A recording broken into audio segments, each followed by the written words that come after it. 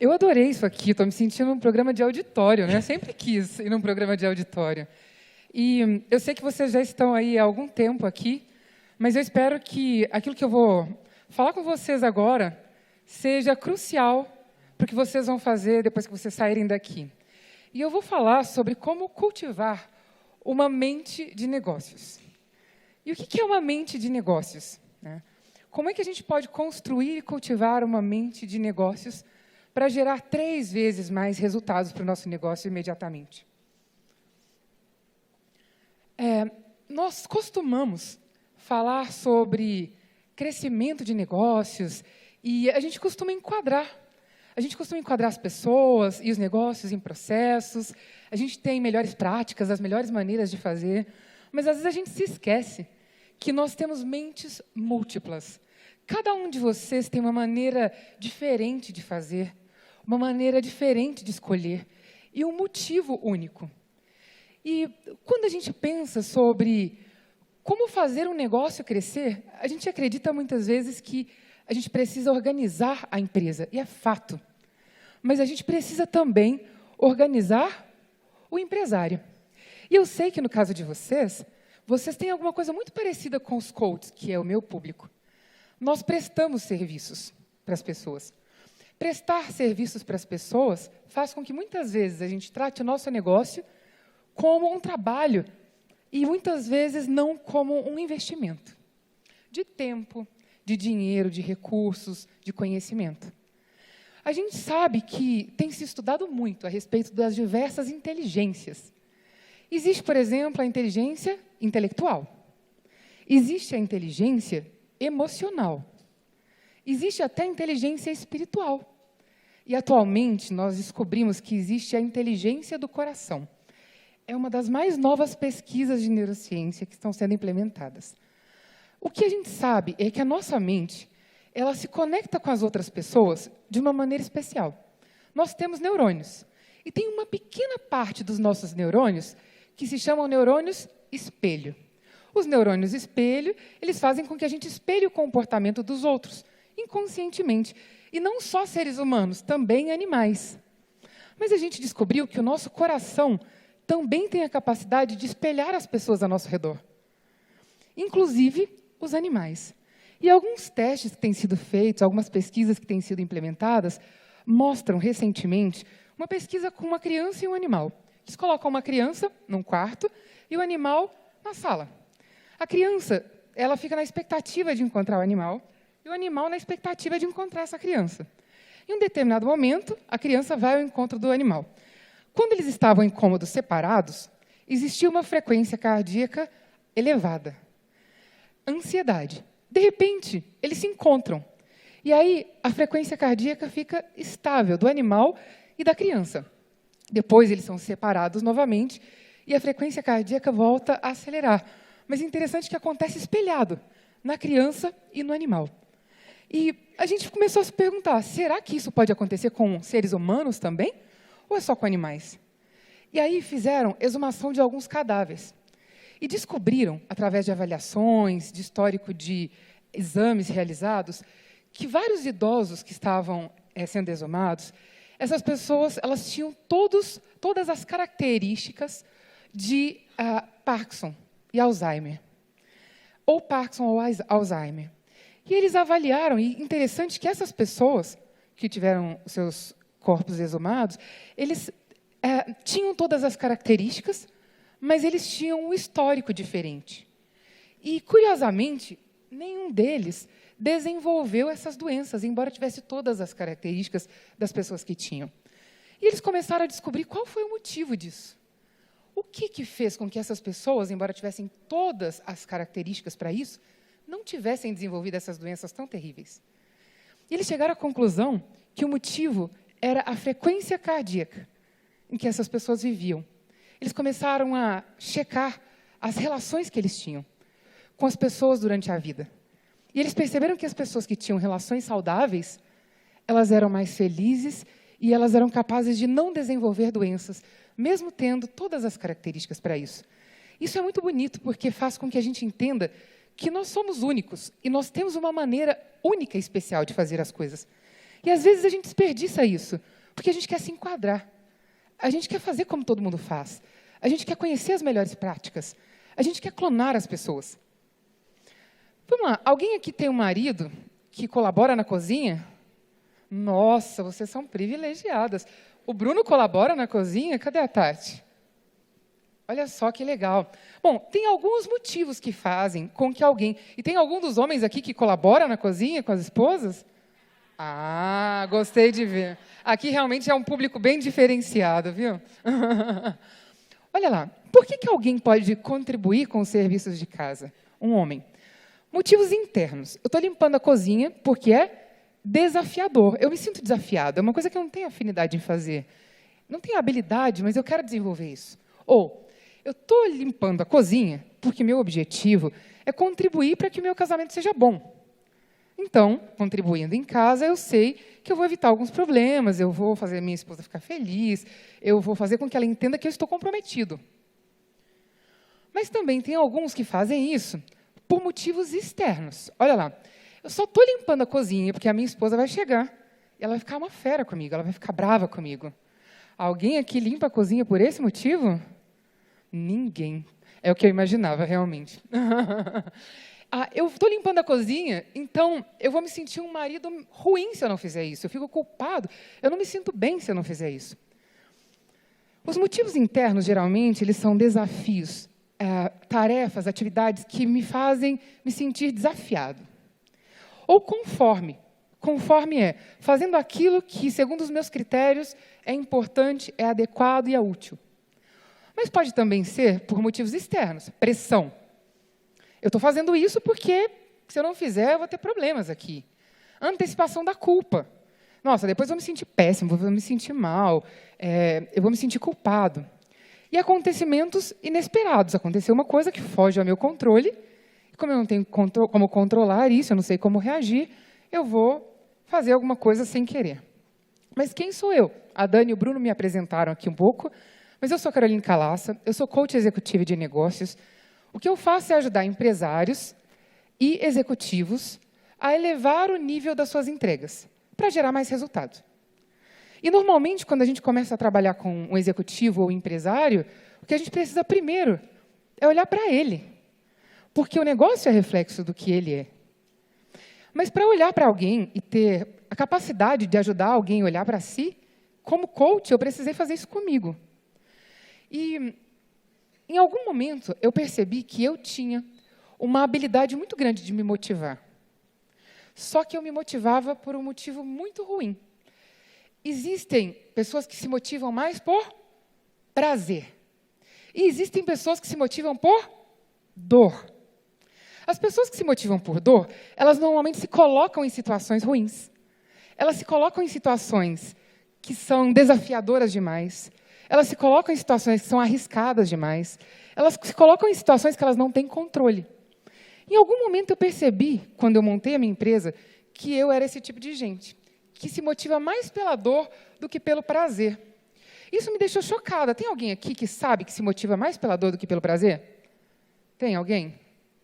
Olha só, tem bastante gente, né, que se motiva mais pela dor do que pelo prazer. Para mim, isso foi ruim. Eu não sabia que eu me motivava mais pela dor do que pelo prazer. E eu comecei a perceber o tipo de situação que eu estava criando para o meu negócio e para a minha empresa. Eu estava criando situações de escassez e não de prosperidade. Eu estava colocando meu negócio em risco e não contribuindo para o crescimento dele. E quando eu me dei conta disso, parece que uma chave virou dentro de mim. Eu comecei a perceber, por mais que eu trabalhe comigo, eu sei que, eminentemente, eu sou uma pessoa que se move por dor. Então, por mais que eu treine uma habilidade diferente, fazer diferente, isso vai vir à tona em algum momento.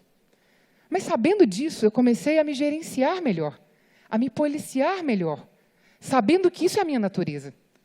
Eu posso transformar isso em mim a partir da autoobservação. Eu vou te mostrar como fazer isso aqui. E no meu negócio também não foi fácil, né? Eu comecei um negócio do zero. Eu comecei um negócio numa área que ninguém da minha família tinha como me ajudar. Eu não conhecia ninguém que fazia aquilo. Eu comecei a construir um negócio sozinha. E como qualquer tipo de negócio, quando a gente vai começar a construir, a gente precisa romper com as coisas que são confortáveis, né? Quem aqui já teve que romper com alguma coisa confortável? que dava segurança. Eu tive que romper com o cartão de crédito do meu pai. Porque a minha família achava que empreender não era para mim. Eles achavam que eu era inteligente, que eu podia ser uma boa executiva. E eu comecei uma carreira como executiva. Só que, em determinado momento, eu percebi que não era aquilo que eu queria para mim. Eu queria ter autonomia. Autonomia é uma das coisas mais importantes para mim. E, trabalhando como executiva, eu tinha autonomia limitada. E aí, minha família começou a me arrumar emprego de toda a natureza. Todo dia tinha um RH me ligando de alguma empresa por indicação. E eu comecei a faltar nas entrevistas de emprego, porque eu não queria um emprego. Mas aí eu percebi que, se eu quisesse aquilo, ia custar mais do que eu imaginava. Eu tive que romper com o conforto de ter o cartão do meu pai na mão, porque se aquele era meu sonho, não era o sonho dele. Eu precisava arcar com as consequências do meu sonho. Caso contrário, eu não estava construindo um negócio. E fazer isso foi uma das coisas que mais me ensinou na vida. Porque você já viu quando você é lançado num mar de tubarões e você não sabe nadar? Você se vira, né? Você dá um jeito. E não é do dia para a noite. Quantas vezes no meu negócio eu trabalhava sábado, domingo, feriado, muito, até a noite. E depois chegava no final do mês, eu olhava para o bolso e falava, não é possível que não sobrou nada. Não é possível que eu não tenha dinheiro para pegar um táxi. Não é possível que eu não tenha dinheiro para comprar uma coxinha. E eu nunca fui acostumada com escassez. Eu não vim de uma família pobre. Eu não fui privada de recursos quando eu era criança. Eu tive tudo que eu queria. Minha família não é milionária, mas meu pai sempre ofereceu tudo de bom. Eu tive que romper com aquilo que era confortável para mim. E eu tive que começar a me movimentar pela dor, pelo motivo correto. Eu tive que criar uma dor para mim forte, para que eu pudesse fazer aquilo que era preciso. Agora, existem alguns tipos diferentes de pessoas. Existe, por exemplo, o cara que é autônomo. Como é que vocês acham que aquele cara, o marido, que limpa a cozinha, um cara que é autônomo, como é que ele faz esse trabalho, hein? A esposa de manhã fala para ele, eu estou saindo para trabalhar, será que você pode dar uma ajeitada na cozinha? Eu vou chegar mais tarde hoje, será que é possível? Como é que o cara que é autônomo faz? Vocês sabem? Ele vai procurar o produto de limpeza que ele achar que é bom, se ele achar que lustramóveis é legal para limpar o chão, ele vai fazer. Ele não vai perguntar para ninguém, ele não vai querer opinião. Ele vai fazer por ele mesmo. Como é que vocês acham que o cara que é relacional vai fazer? A mesma tarefa. Ele vai ligar para o vizinho. Ele vai falar, cara, eu nunca limpei a cozinha. Você sabe qual é o produto de limpeza ideal? Aí o vizinho vai falar, cara, vem aqui. Vem aqui que eu vou te mostrar o que tem. Ele vai passar metade da tarde na casa do vizinho, e aí conversando sobre várias outras coisas, assistindo futebol. Mais tarde ele vai voltar para casa e ele vai lembrar que ele tinha que fazer alguma tarefa lá, e ele vai executar, se for possível. Como é que você acha que o cara criativo vai fazer a mesma tarefa? Me ajudem, por favor. Ele vai inventar um jeito único de limpar, certo? Ele vai usar o rodo para tirar poeira do teto. Ele vai fazer uma coisa completamente diferente. Mas ele vai executar aquela tarefa. Como que o cara que é performático vai fazer? Ele vai dançando, né? Ele vai limpar a casa dançando, ele vai se pendurar na escada para limpar a casa, ele vai fazer de um jeito completamente diferente. E pode ser que algumas dessas pessoas executem a tarefa bem, e pode ser que algumas delas não executem essa tarefa muito bem. Mas todos eles, se decidirem fazer, vão fazer de uma maneira diferente. Porque cada um de nós enxerga o mundo de uma maneira única. Cada um de vocês aqui está me enxergando de um ângulo diferente da sala. E ninguém está me vendo da mesma maneira. Porque a maneira como você enxerga as situações, elas têm a ver, a maneira tem a ver com as lentes que você usa.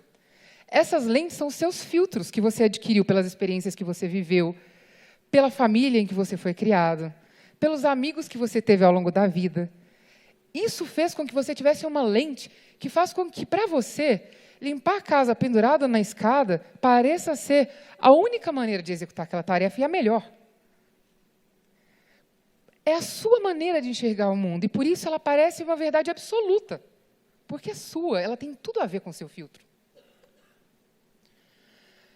Por trás das nossas escolhas, das nossas decisões, daquilo que a gente é e daquilo que a gente faz, no nosso negócio e na nossa vida, estão as nossas necessidades. Quem sabe a diferença de necessidade e desejo? Necessidade e desejo são coisas diferentes? Sim? Segundo Kotler, necessidade e desejo é a mesma coisa. Necessidade é aquilo que faz falta. E desejo é aquilo que faz falta, moldado pelos fatores culturais. Ou seja, estamos com fome. O que nós vamos comer? Cada um de vocês, se eu perguntar, está com fome de uma coisa específica. A necessidade é matar a fome, mas o desejo é matar a fome de uma maneira específica. Então, as nossas necessidades e os nossos desejos moldam a nossa forma de fazer. Os nossos valores, aquilo que, sem aquilo para você, é impossível realizar. Alguém aqui já parou para pensar sobre o que é importante de fato para você? Que faz valer a pena aquilo que você faz? Eu sei que tem um valor muito importante para mim. Vou citar um, eu tenho alguns. Mas um deles é autonomia. Se eu tiver um projeto que eu não tiver autonomia para tomar decisão, para fazer, para escolher, eu não vou ficar bem. Quando eu sei quais são os valores, eu preciso entendê-los e respeitá-los, porque se eu fizer um projeto e que eu vou ficar sujeita aos desejos, às necessidades, aos objetivos de alguém, eu não posso opinar, eu, Caroline, não vou me sair bem. E alguém aqui pode sair perfeitamente bem. Eu preciso conhecer quais são as minhas forças. Vocês sabem que o Tiger Woods, ele mudou de treinador, vocês lembram dessa história? Há um tempo atrás. Ele mudou de treinador, e aí, quando ele chegou no novo treinador, o treinador falou para ele assim, cara, o que você treinava com o seu treinador anterior? Aí ele falou, a gente treinava aquele golpe que eu sou muito ruim, é o meu pior golpe. Ele falou, vamos parar com isso. Vamos treinar o seu melhor golpe. Porque você não vai ganhar o jogo com o seu pior golpe. Você vai ganhar o jogo com o seu melhor golpe. Então, a gente tem que conhecer os nossos ativos. Às vezes, a gente gasta aquela energia toda olhando para tudo que a gente tem de ruim, tudo aquilo que a gente tem de pontos fracos, tudo aquilo que falta para fazer o nosso negócio crescer, tudo aquilo que falta para a nossa vida ficar perfeita, e a gente esquece de lembrar quais são os ativos que eu tenho. O que eu tenho na bagagem que eu posso utilizar em momentos de bonança e em momentos de escassez? Quais são as minhas capacidades? O que eu sei fazer bem? O que eu sei fazer bem e até melhor do que muitas pessoas? E quais são os meus motivadores? Os motivadores, normalmente, eles são divididos em 4 tipos. Vá observando o que eu vou falando e vai procurando se enquadrar aí. Vai percebendo qual tipo você é. Existe, por exemplo, um tipo de motivador que é o especialista. O especialista, quando ele entra no curso do Arquitetos de Sucesso, ele quer entender o início, o meio e o fim. Ele quer entender todas as variáveis e todo o método para começar a executar. Quando ele não tiver segurança absoluta daquilo que ele precisa fazer, vai ser muito difícil ele entrar em ação. Ele é bom, ele faz com segurança, com capacidade, mas ele demora às vezes, demora um pouco mais. Porque ele só vai fazer quando ele tiver conhecimento absoluto e souber, com certeza, aquilo que ele está fazendo. Tem o cara que é o investidor, e tem um pequeno diferencial entre o investidor e o político.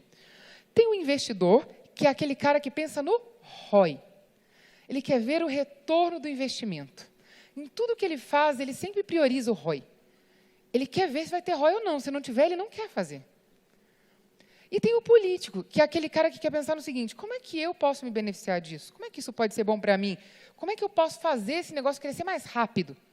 Como é que eu posso ser visto, valorizado, fazer com que as pessoas enxerguem que eu sou bom? Tem o cara que tem um perfil de assistente social. É aquele que se preocupa com os outros. Em todos os projetos que ele vai fazer, ele pensa, será que eu vou beneficiar as pessoas? Será que as pessoas vão participar disso e vão ter vantagem nisso? Ou só eu vou tirar vantagem disso? E tem o artista. Como é que é o artista? Ele é totalmente autônomo. Ele tem que fazer do jeito dele. Se ele não puder colocar o tempero dele, ele não fica feliz. Você conseguiu se identificar? Quantos aqui se identificaram como especialistas? Legal. Quantos aqui se identificaram como investidores? Ok. Quantos aqui se identificaram como assistente social? Legal. E quantos aqui como artistas? Eu imaginei que aqui teriam bastante artistas, né? Vocês, na área de atuação de vocês. Isso daí é bem comum. Bom, sabe qual é o grande segredo de tudo isso? É que nós não somos uma coisa só. E nós não temos que ser uma coisa só o tempo inteiro. Nós podemos fazer escolhas. E eu vou te mostrar como fazer isso.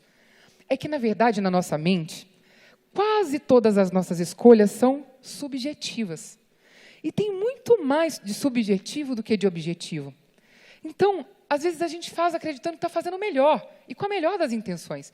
Mas o resultado que a gente colhe lá na ponta não é o melhor.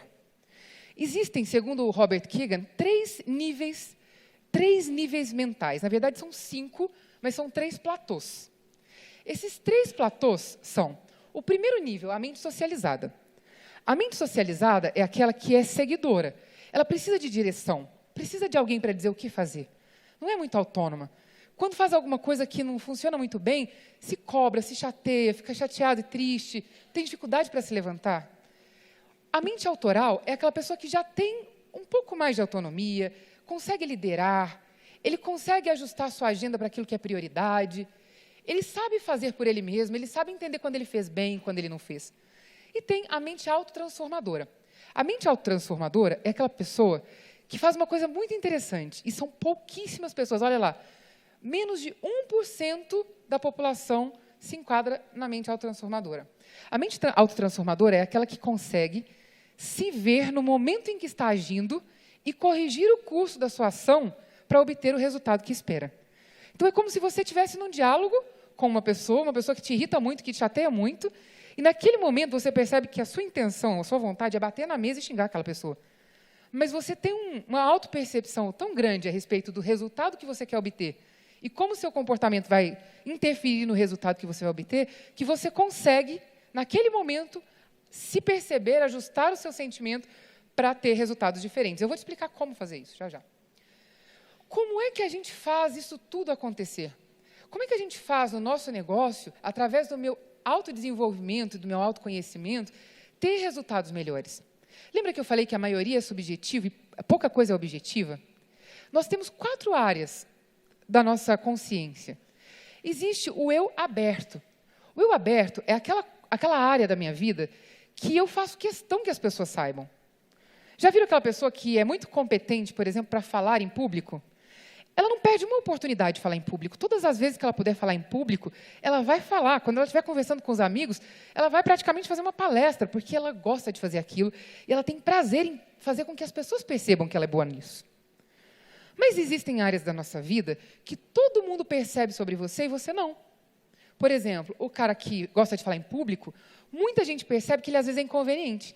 Ele fala demais, ele fala o que não deveria, às vezes ele monopoliza a conversa. As pessoas percebem isso, mas ele não consegue se enxergar assim.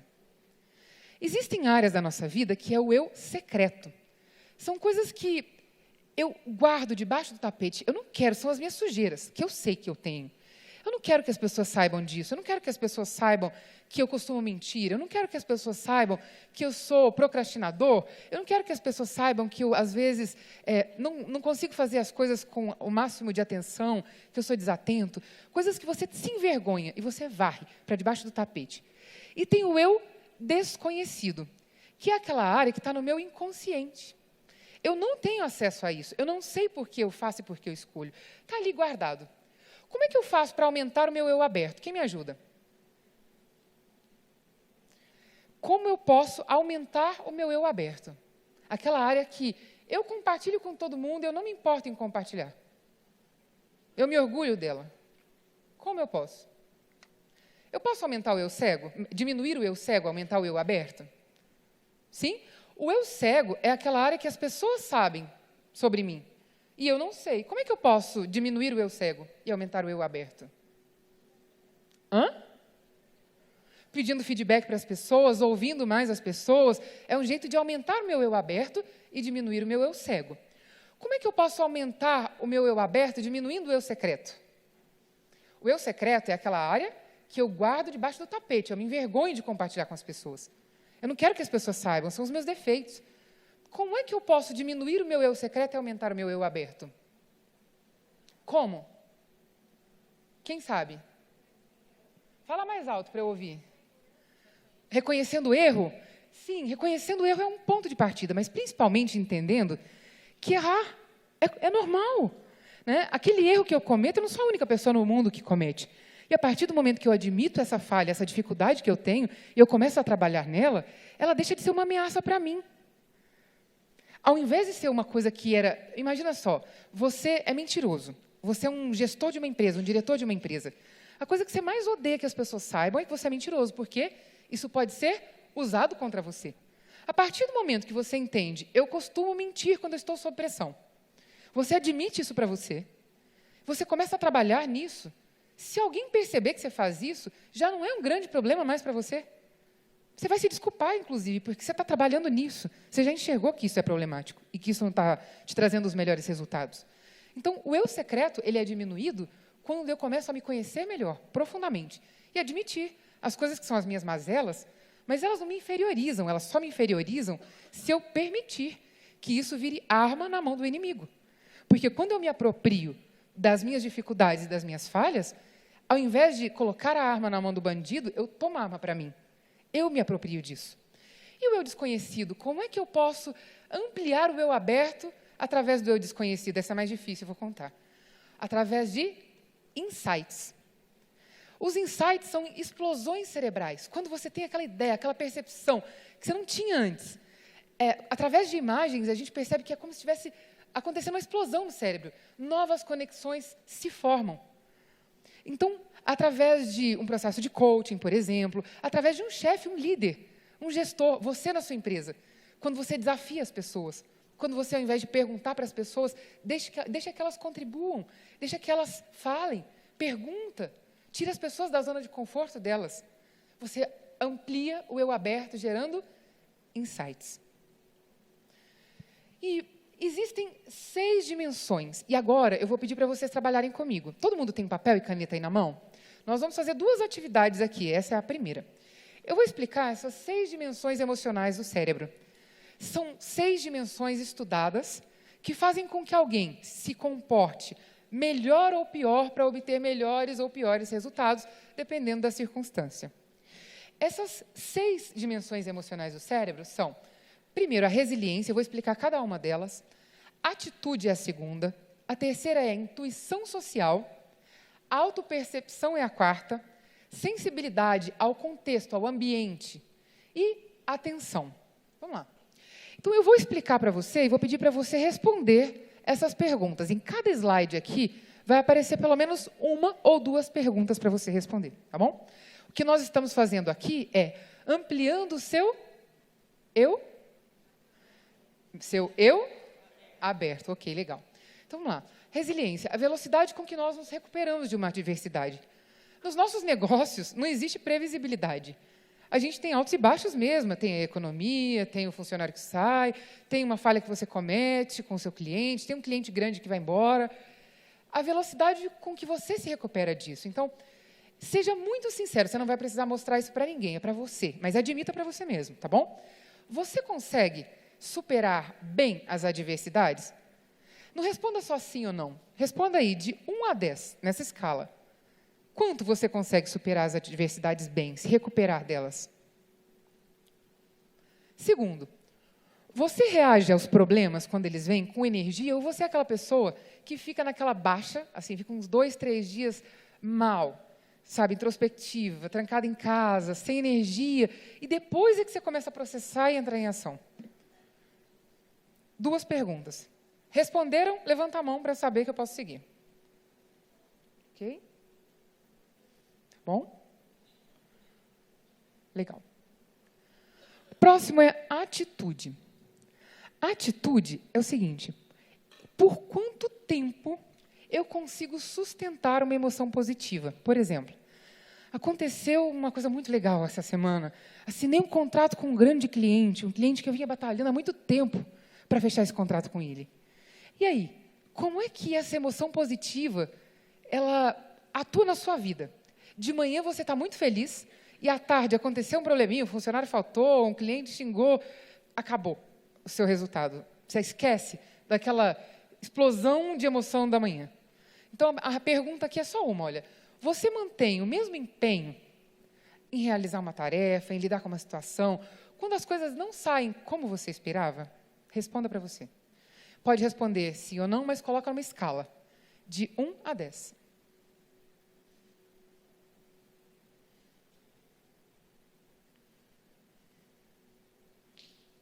Pergunta? Não? Ah, já terminaram. Ok. Quem terminar, levanta a mão para eu saber que eu já posso passar para o próximo. Legal. Excelente. Então, vamos lá. Intuição social. A intuição social, como eu disse para vocês, ela está relacionada com a sua capacidade de enxergar o ambiente e se preparar para reagir de acordo com aquilo que o ambiente e a situação pede. Então, é a facilidade com que você percebe os sinais ao seu redor. Quer ver um bom exemplo disso? Você vai para uma reunião importante, em que você tem um objetivo de um resultado lá. E aí, nessa reunião, quando você está ali e precisa de um resultado, como você se comporta, geralmente? Você fica ali, pensando na pergunta que você vai fazer, ou no comentário que você vai fazer, e às vezes não escuta bem o que os outros estão falando. Você fica observando, por exemplo, quem está falando naquele momento. Ou você tem a habilidade de pensar no que você vai falar, observar o que alguém está falando e perceber em volta. Quem está desagradado com aquela fala? Quem não concorda com aquilo que está sendo dito? Quem concorda? Quem apoia? Quem está em cima do muro? Então, observa se você tem essa habilidade. Quando você está nos ambientes, e é um ambiente que te desafia, você tem essa habilidade de observar o que está se passando, além do óbvio, além do que todo mundo está enxergando?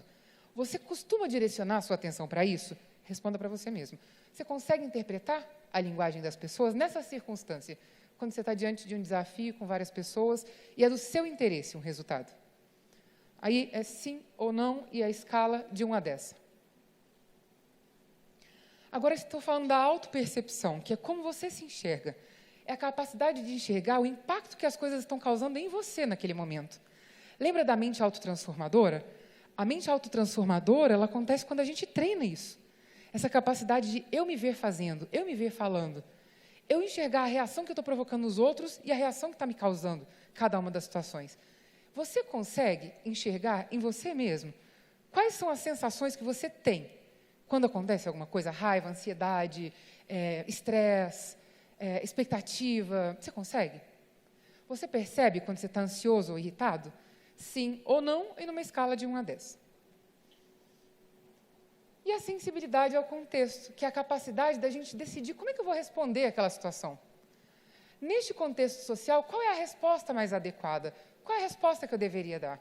2 perguntas, vamos lá comigo. Primeiro, você se surpreende quando as pessoas dizem que você teve um comportamento inadequado? Você se surpreende, você se incomoda, é ruim para você, quando alguém te faz um comentário de que você teve um comportamento que não foi o melhor, que você não fez da melhor maneira, isso te incomoda? E você conta a mesma piada para as pessoas que são muito próximas de você e para as pessoas que não são tão próximas assim? Parece besteira, mas eu conheço muitas pessoas que contam a mesma piada para o chefe e para a esposa. Atenção! Você é uma pessoa que tem dificuldade de concentração, que se dispersa várias vezes, ou você consegue se manter focado? Tem facilidade de manter seu foco onde você quer? Você se distrai facilmente? Sim ou não? Escala de 1 a 10. Segunda pergunta. A sua mente divaga entre vários assuntos diferentes ao mesmo tempo? Sim, se identificaram aí? Então, coloca aí. De 1 a 10, sim ou não, e qual é a escala? A boa notícia é que passado não é destino. Isso significa que, por mais que você tenha genes, experiências, isso pode ter te levado às experiências que você tem hoje. Mas o esforço consciente pode provocar resultados diferentes e mudanças de qualquer natureza. Porque mudança é simplesmente observação, consciência e treino. É só isso. Para você substituir alguma coisa que está lá sedimentada na sua mente. Por exemplo, sou procrastinador, procrastino tudo, deixo tudo para a última hora, não faço o que eu deveria fazer. Alguém se identifica? Pois é, alguns nem levantaram a mão. Como é que eu mudo isso? Eu observo, isso está me trazendo os resultados que eu quero? Não. Está prejudicando meu negócio? Está prejudicando meu crescimento profissional? Então, eu já sei quando eu procrastino. Eu vou me observar, eu vou evitar essas situações. O sofá depois do almoço, que eu deveria ficar 15 minutos, eu vou ficar lá 2 horas. A série, né, lá 24 horas. 24 horas é velho, hein? 24 horas, né? Assistindo a série inteira em 3 dias durante a semana. Estou dando exemplos extremos, mas são situações que às vezes te tiram do foco e você cria elas para você. Você pode, com um esforço consciente, mudar qualquer tipo de comportamento. Agora, o ser humano, com a sua complexidade, tem algumas situações que nos confundem. Quem viu esse filme? Viram? O que são as emoções retratadas nesse filme? Nós temos medo, então eu tenho a melhor das intenções. Eu quero fazer um projeto incrível, eu vi vocês apresentando aqui, né, os grupos apresentando. A gente tem uma ideia, eu vi várias ideias legais, mas aí bate o medo. Ah, mas e se isso for besteira? E se ninguém comprar isso? Ah, e se isso não for viável? E aí o medo boicota os planos e as possibilidades de perspectivas para você. A tristeza. Você respondeu agora há pouco lá. Se a tristeza, ela te tira do prumo. Se você fica lá 2, 3 dias com a energia baixa, até que você se recupere. A alegria, a euforia, o excesso de alegria, faz com que algumas pessoas desviem a atenção. Quer ver um exemplo? Vocês têm a realidade parecida com a nossa. Você fecha um contrato legal, né? Um contrato assim que vai garantir seus próximos 6 meses. O que você faz depois de fechar esse contrato? Yes! E desacelera, né? Ah, agora eu estou tranquila. 6 meses, tranquilo, vou ter qualidade de vida. Aí, deu 5 meses, está faltando 1 mês para acabar o seu contrato e você não tem perspectiva de manter o padrão que você estabeleceu com aquele contrato. Aí você vai lá na última hora começar a pesquisar o que eu vou fazer para suprir aquela entrada que eu tinha do meu cliente. Então, a euforia, a alegria, às vezes, ela também nos distrai, nos dispersa. Repulsa. Quando você tem nojo, repulsa, asco, isso também te prejudica. E isso pode acontecer com um cliente. Eu tinha uma cliente de coaching, ela era dona de uma rede de salões. E os salões dela eram salões de luxo. E ela falava, eu tenho nojo, repulsa, asco dessas madames, ela falava para mim. Eu não suporto ficar conversando de futilidade com essas madames, ela falava para mim. Mas era o negócio dela. E ela não precisava se tornar uma pessoa fútil para conversar com as clientes dela e falar com elas daquilo que elas valorizavam. E ela também não precisava ser teatral e fingir ser uma coisa que ela não era. Ela só precisava entender que aquele era o negócio dela e que ela não precisava mudar os seus valores, nem se comportar daquele jeito, nem comprar bolsa de $30 mil. Ela só precisava estar ali para entender aquilo que era importante para as clientes dela. Raiva. A raiva, ela faz uma coisa brutal. O que a gente faz quando a gente está com raiva? Aquilo que a gente não deveria fazer, né? Quando a gente está com raiva, movido pela raiva, a gente faz as coisas que a gente jamais faria em sã consciência. E a raiva faz a gente tomar decisões impetuosas e decisões que não contribuem para os nossos resultados. Agora, olha isso que interessante. Essas pesquisas sobre neurociência, eu adoro neurociência, eu estudo muito neurociência. As pesquisas sobre neurociência mais atuais, elas mostram que a nossa mente, ela tem uma capacidade de antecipação. Nós temos um centro de recompensa na nossa mente. Ou seja, quando eu percebo que alguma coisa vai me causar tristeza, raiva, nojo, antes mesmo que aquilo cause, eu começo a boicotar. E aí, a minha mente, ela antecipa as reações negativas. Todos aqueles hormônios ruins que vão ser liberados no meu corpo, antes daquela situação acontecer. E aí eu começo a trabalhar contra o meu objetivo, inconscientemente. E a mesma coisa acontece quando eu cultivo as minhas emoções positivas. Mas aqui a gente está falando não só de emoções. O que eles descobriram é sobre perspectivas e expectativas. Ou seja, pode ser que você esteja diante do maior desafio do seu negócio, da vida. Só que o fato de você olhar para esse desafio e pensar assim, esse desafio é intransponível. Esse desafio vai quebrar o nosso negócio. Eu não vou conseguir levantar do buraco. Só isso faz com que o seu corpo receba toda a carga de hormônios ruins que vão te fazer fugir ou bater. E a mesma coisa acontece quando, diante da mesma situação, você tem uma expectativa boa. Eu sei que eu estou diante do maior desafio da economia. Eu sei que tem um monte de escritórios quebrando. Eu sei que as pessoas estão substituindo os arquitetos por decoradores, por exemplo. Mas eu sei também que isso vai me tirar da zona de conforto. Isso vai fazer com que a gente crie coisas que a gente nunca criou nos próximos 6 meses. Essa perspectiva diferente cria antecipação no seu corpo e faz com que a sua mente trabalhe a seu favor e não contra você. Porque as emoções, elas são a matéria-prima dos nossos comportamentos.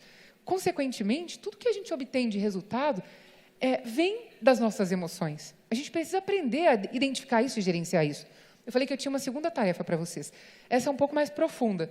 E vou precisar de todos vocês aqui comigo, bem concentrados, tá bom? Nós vamos identificar, vocês vão me acompanhando aqui, tá?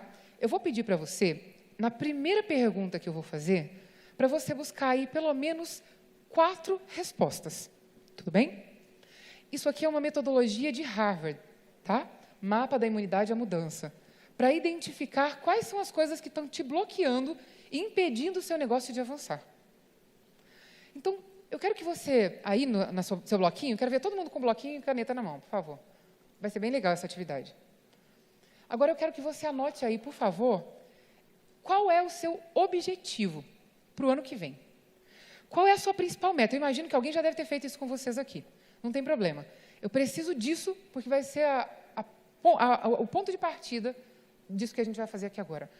Qual é? Eu sei que você tem vários objetivos e planos para o ano que vem. Eu quero um objetivo para o ano que vem, o principal, aquele que vai ser um marco para o seu negócio.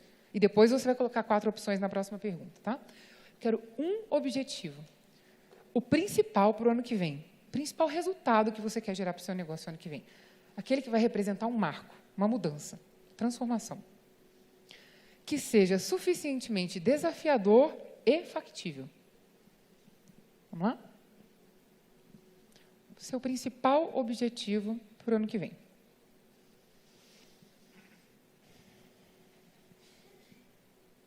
Se alguém não entendeu, levanta a mão que eu repito, tá bom? Essas perguntas. O seu principal objetivo para o ano que vem. Só um, tá? Só um objetivo, aquele que seja o principal marco para o seu negócio. Todo mundo conseguiu responder? Sim? Agora eu vou precisar de um pouco mais de atenção e concentração.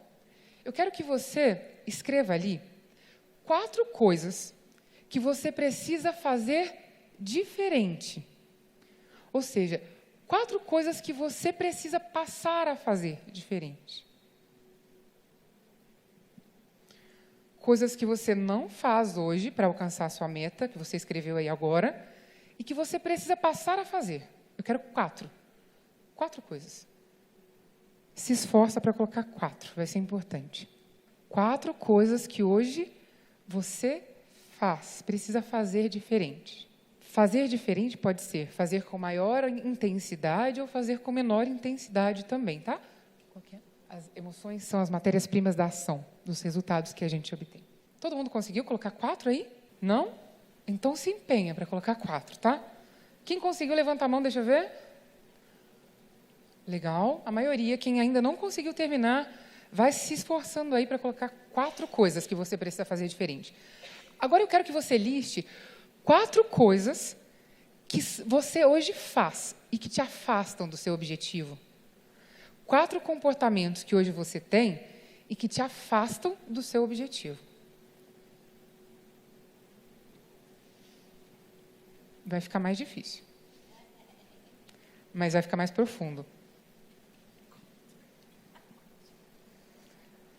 4 comportamentos que hoje você tem, coisas que você faz e que te afastam do seu objetivo, aquele que você escreveu aí. São parecidas, mas não são iguais. O primeiro, são opostas, podem ser opostas. Na primeira coluna ali eu estou escrevendo aquilo que eu preciso fazer diferente. E a segunda, eu coloquei aquelas que hoje eu faço e que eu tenho que deixar de fazer.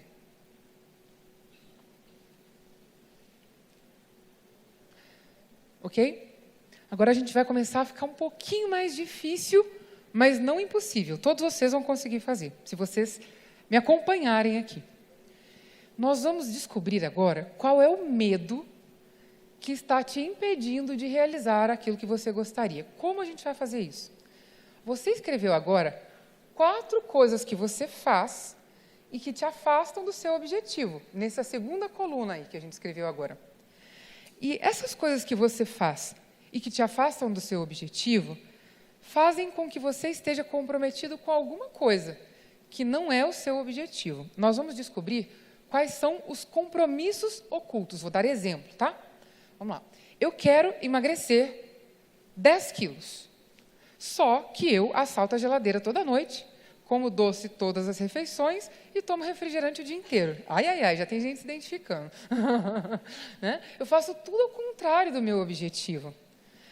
Eu estou comprometida com o meu emagrecimento?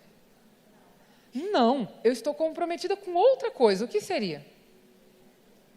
Com o quê? Com o meu prazer imediato? Eu estou comprometida com a minha fome? Eu estou comprometida com os meus desejos? Mas eu não estou comprometida com o meu emagrecimento. Olha para as coisas que você tem feito e que estão te afastando do seu objetivo e se pergunta, com o que eu estou comprometido? Um por um. Tá?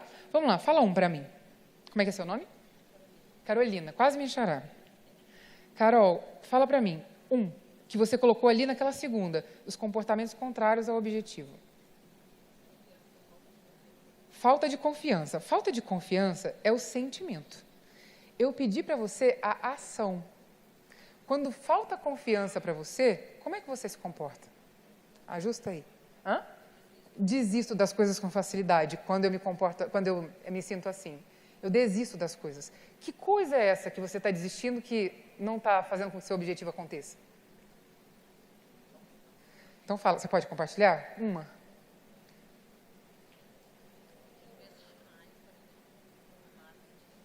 Ok. Eu desisto de colocar mais dinheiro para ter mais resultados. É uma das coisas que você desiste. Quando você não coloca mais dinheiro para ter melhor resultado, você está comprometida com o quê? Não é com o resultado maior, é com o quê?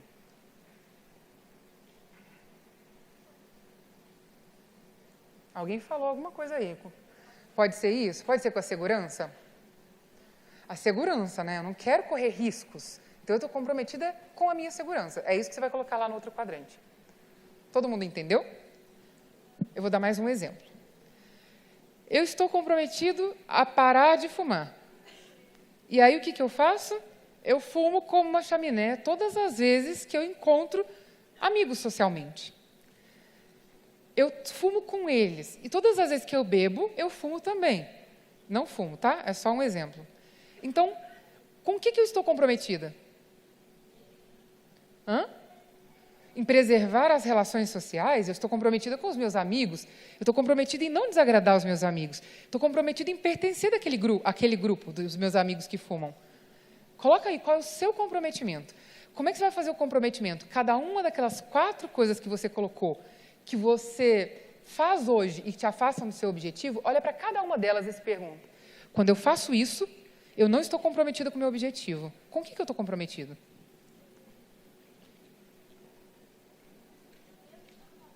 Oi?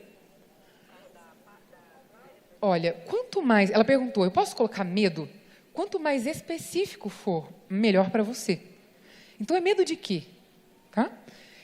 Quando você está comprometido com alguma coisa, você está comprometido com o quê? Seja específico, seja claro. Você vai descobrir coisas sobre você aí que você não sabia.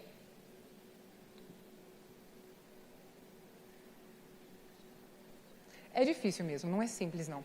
Mas dá para fazer, presta atenção. Ó, não bloqueia a mente. Quando você fala é difícil, você já bloqueia a mente, já desistiu. Não desista. Vá lá, revisite a primeira linha dos 4 que você colocou ali. O que precisa fazer diferente? Agora vá na segunda coluna.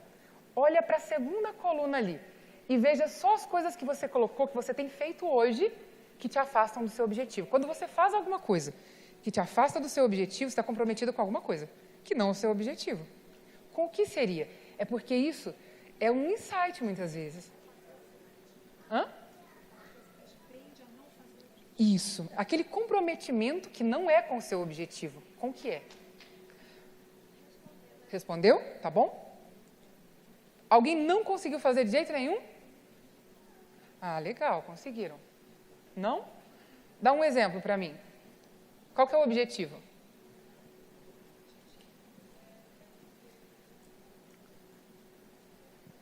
O objetivo é montar uma equipe, ter no mínimo mais uma pessoa trabalhando comigo. Ok, ter uma equipe. E o que você colocou que são os comportamentos contrários? Fala um. Negatividade. Não, negatividade é igual ela, é sentimento. Negatividade não é ação. Quando você está negativo, o que você faz? Eu vejo só as dificuldades e não as alternativas. Legal. Quando você está vendo só as dificuldades e não as alternativas, você está comprometida com o quê? Não consegui fazer. Você está comprometida em não correr riscos? Eu coloquei também assim, medo de usar o dinheiro. Medo de usar o dinheiro. Medo, qual é o medo? Você está falando do sentimento, você não está falando da ação. Quando eu tenho medo de usar o dinheiro, o que eu faço? Eu guardo o dinheiro, eu não invisto? Não investir é comprometimento com o quê? Com a segurança? É comprometimento com o não correr riscos? É porque você colocou o sentimento, por isso você não está conseguindo fazer. Ajusta aí. Diga. Peraí. Põe aqui o microfone, por favor.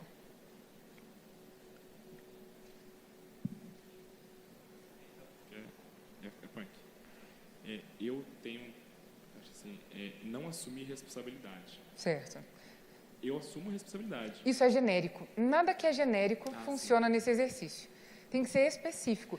Não assumir responsabilidade de quê em relação ao seu objetivo? Eu não tomo decisões claras. Então, não toma decisões sobre o quê?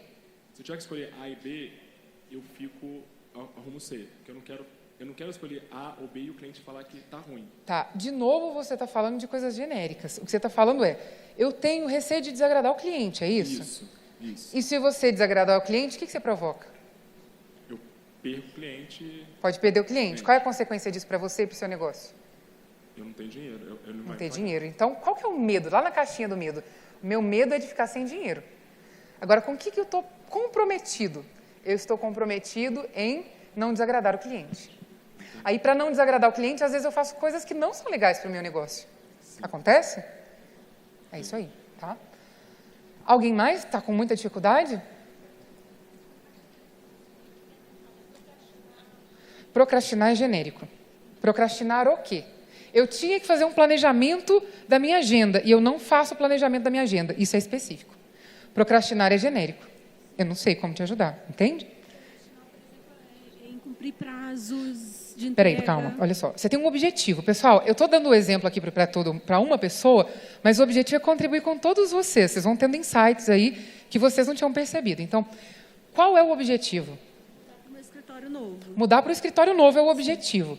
E quais são...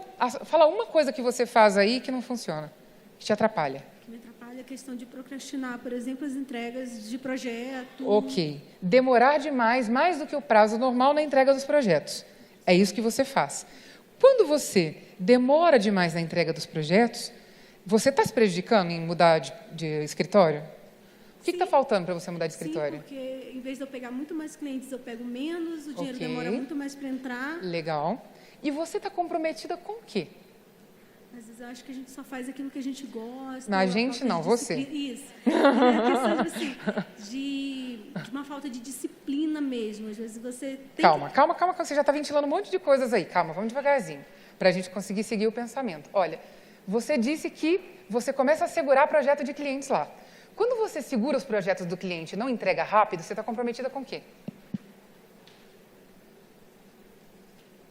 Não é em mudar de escritório e nem em faturar mais, certo? Não, é comigo. É com o quê? É com o quê? Com a minha preguiça. Ou com a Não acredito que você está comprometida com a sua preguiça, você está comprometida com alguma outra coisa. Quando você não entrega um projeto para o cliente, fica cheio de projetos dentro do escritório, que benefício você tem? Nenhum. Nenhum?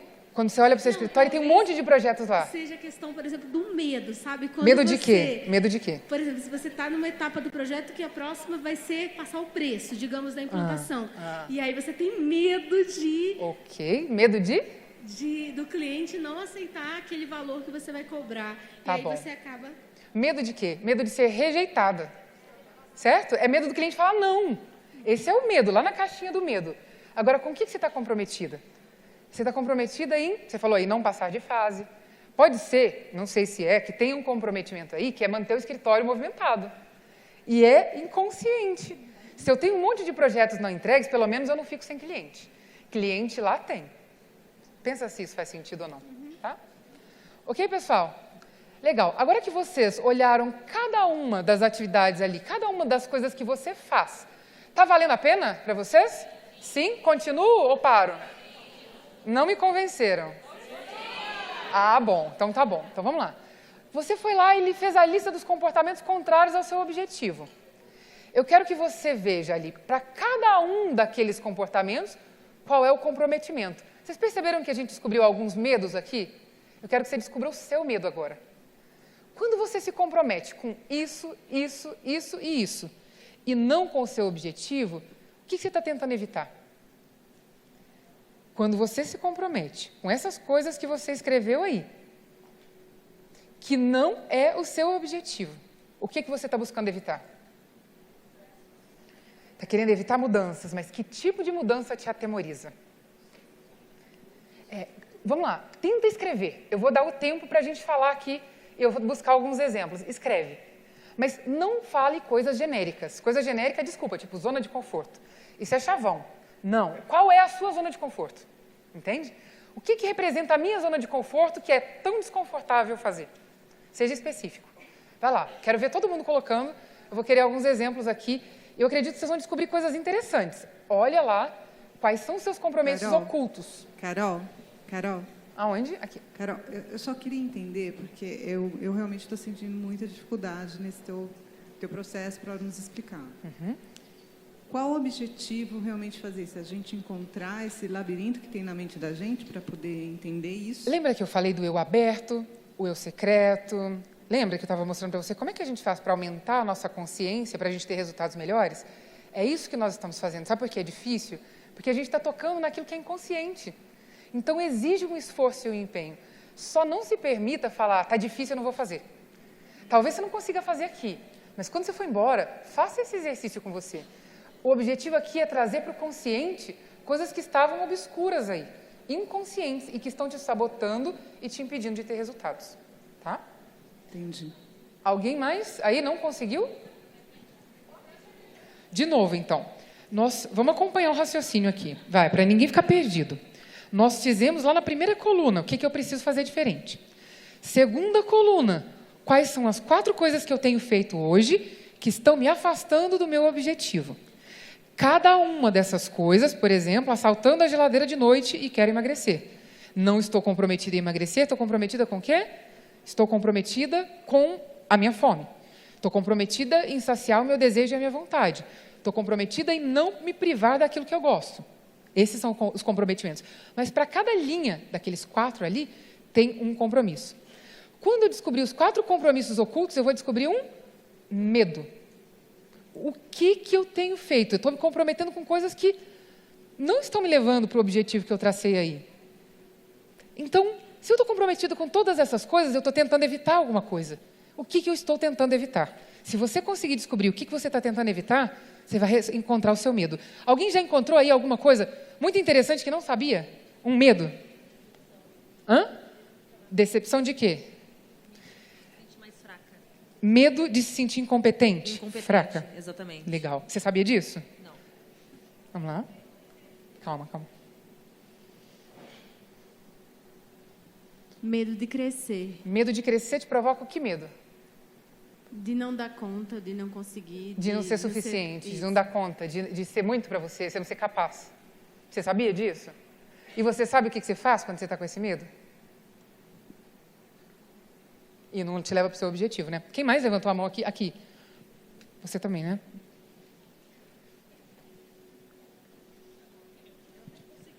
Eu tenho medo de crescer, de ser bem-sucedida e de me enquadrar na avaliação que minha mãe tinha de que pessoas bem-sucedidas são arrogantes, são ruins, pisam em cima dos outros, etc. O que medo eu faço é desagradar a com esse mãe. E ser tudo aquilo de ruim que a mãe dizia. Exatamente. Mesmo a mãe já não estando mais aqui. Isso é muito comum.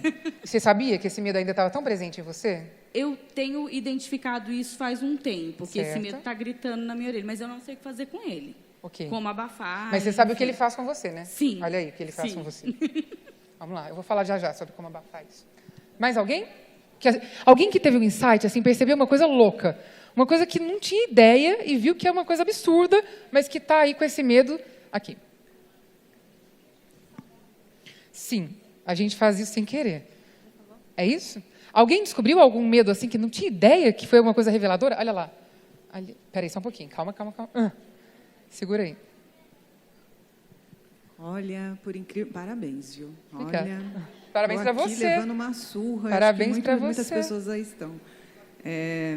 Eu vim para o Arc 5, muita expectativa. Sempre gostei de estudar.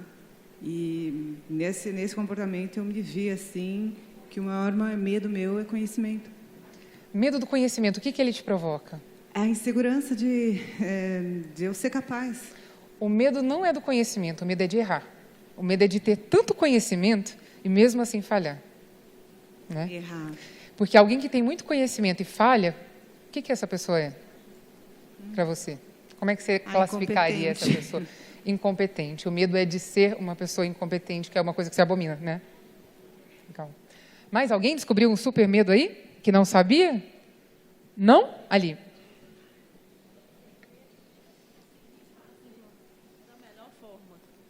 Quando você não faz da melhor forma, quem que você desagrada? Quem que você decepciona?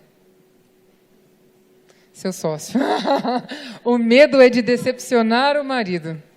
E o medo de decepcionar o marido faz com que você faça um monte de coisas que decepcionam você. Vamos quebrar esse ciclo, né? Talvez uma maneira legal de quebrar esse ciclo seja conversando.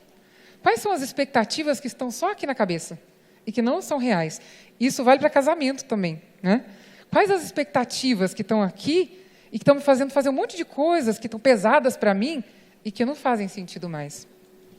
Tipo assim, quando a gente começou na sociedade, há uns 13 anos atrás, quase tudo que foi falado aqui, e assim, ele é quase 10 anos mais novo que eu, não tem vergonha de falar, ele já tinha me falado isso, que precisava fazer isso, que precisava organizar. Ele tem isso, né? Eu acho ele incrível, assim, mas eu achava bobagem, para quê? Porque eu já tinha um escritório de muito tempo, ele foi trabalhar comigo, eu já tinha 10 anos de formado.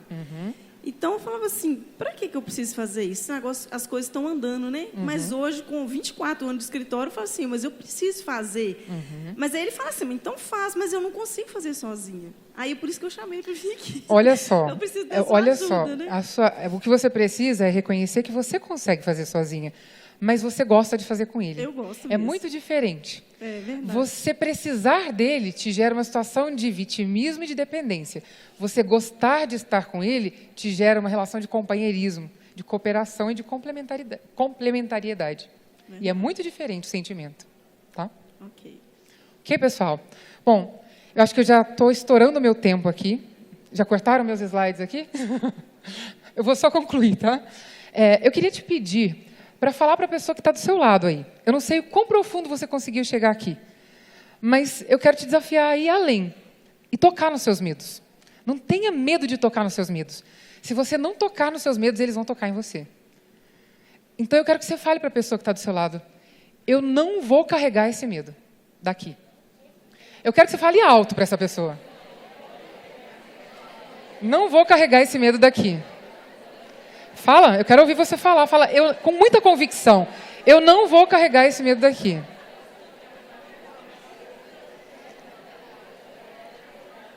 Eu quero te convidar a parar de varrer para baixo do tapete aquelas coisas que estão te pesando. Eu quero te convidar a hoje deixar aqui aquela mala pesada que você está carregando faz tempo. Ela só está te pesando. Ela não está te trazendo resultados. Ela só está te incomodando, ela não está te ajudando. Peraí. Põe o microfone aqui para mim, por favor.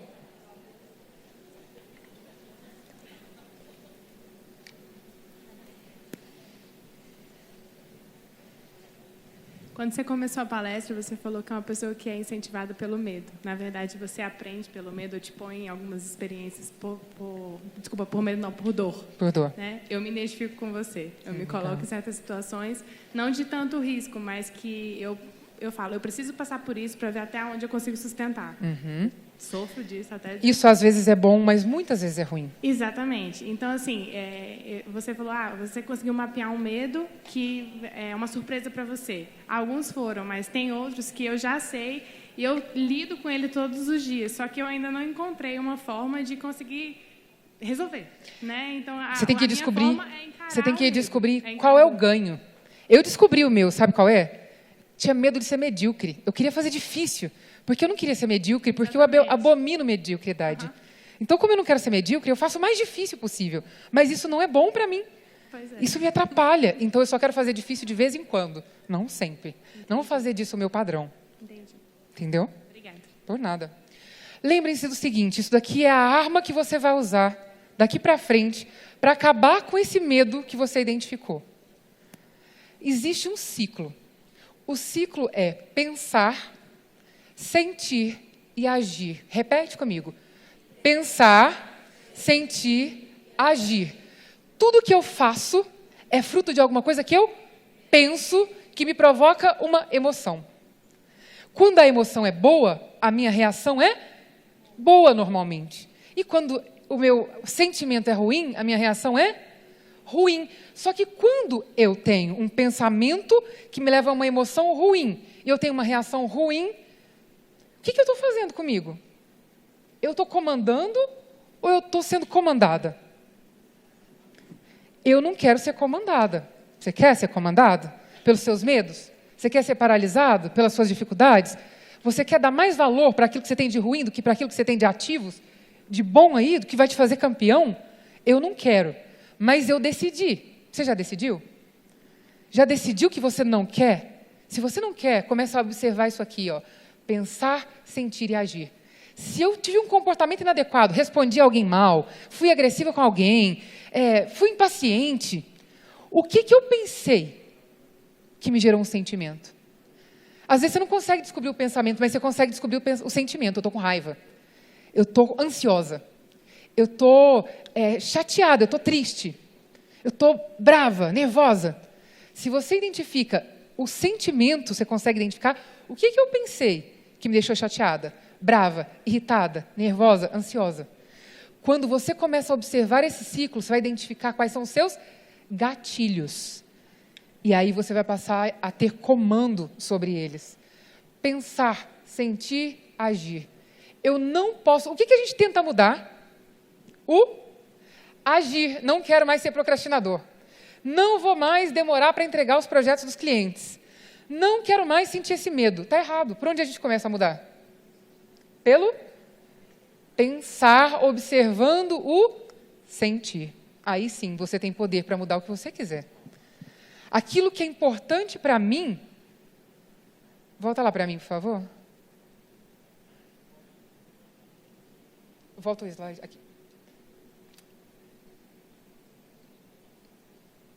Estou apontando para o lugar errado? É isso aqui. O que me faz livre? O que me faz livre é quando eu tenho um estímulo e eu posso escolher as minhas respostas. Eu preciso ampliar o meu repertório de respostas. Quando eu amplio o meu repertório de respostas, eu deixo de ser controlada e eu passo a ter controle. Porque se as pessoas descobrem o meu ponto fraco, elas sabem que se apontarem o dedo na minha cara, eu vou bater na mesa, quem está no controle? Eu ou elas? Elas. Se eu não quero dar o controle para elas me comandarem, o que eu preciso saber? Quais são as opções que eu tenho aqui? Eu posso bater na mesa, eu posso virar as costas e sair da sala, eu posso ficar muda olhando para a cara dela, eu posso fazer um monte de outras coisas. Mas a gente tem uma resposta automática. E a resposta automática, ela leva a gente para os resultados ruins. Nós temos que ser ambivalentes. Eu tenho que saber quem eu sou e quem eu estou sendo. Porque eu não preciso ser, neste momento, quem eu sou. Deixa eu explicar isso melhor. Eu sou uma pessoa comprometida, mas eu não preciso me comprometer com aquilo que não faz sentido para mim. Isso não me deixa uma pessoa descomprometida. Simplesmente me dá a escolha, a possibilidade de ser quem eu quero ser, de encontrar um repertório de possibilidades e de respostas. Se você ainda não é essa pessoa que você projetou aí, que tem esses resultados que você disse que quer ter, então, crie a visão de quem é essa pessoa que tem esses resultados. Para você ter esses resultados, você precisa cultivar a essência dessa pessoa que gera esses resultados. Começa a cultivar agora, não quando você já tiver os resultados. E lembre-se que o objetivo da minha palestra hoje para você é te dizer, se liberte. Você não tem que ser como a Dani, você não tem que ser como o Bruno para gerar resultados, mas esteja perto deles, porque eles podem te ajudar muito. Agora, existem diferentes respostas, diferentes possibilidades, diferentes interpretações, e a diversidade é linda. Ser disruptivo, que é a palavra do momento, é simplesmente se permitir ter a autoconfiança de unir pontos que você jamais observou e acreditou que podiam ser grandes coisas. Disruptivos não são aquelas pessoas brilhantes que criam coisas do zero. São aquelas pessoas que valorizam os ativos que têm.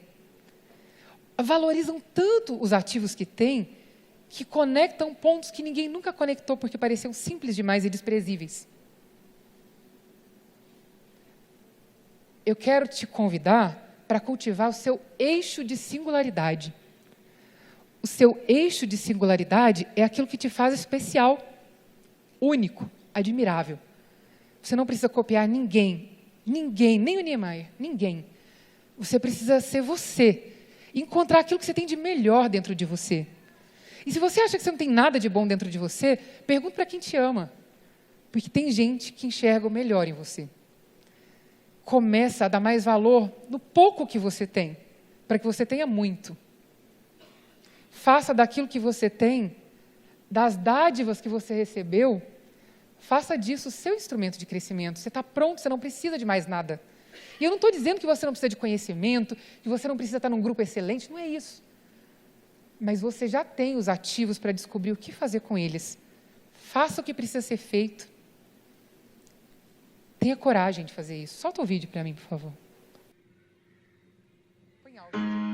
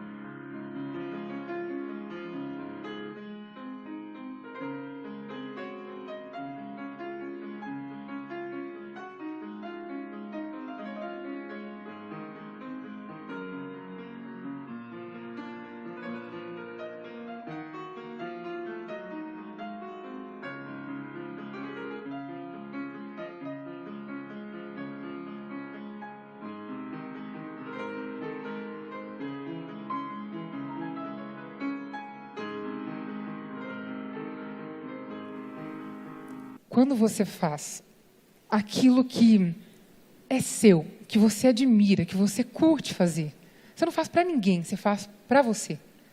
Mas você faz alguma coisa que emociona. Eu amo esse vídeo, eu acho lindo. Porque é um menino, na sua simplicidade, que usa ao máximo os seus dons e os seus talentos. Você vê que ele está ali curtindo tocar piano. Ele não está tocando piano para os outros. Ele não está ali para aparecer para ninguém. Ele está usando aquilo que ele tem de melhor. Ele encontrou o seu eixo de singularidade. E isso não tem idade para acontecer. Não tem dia e hora certa. Tem o momento da sua escolha.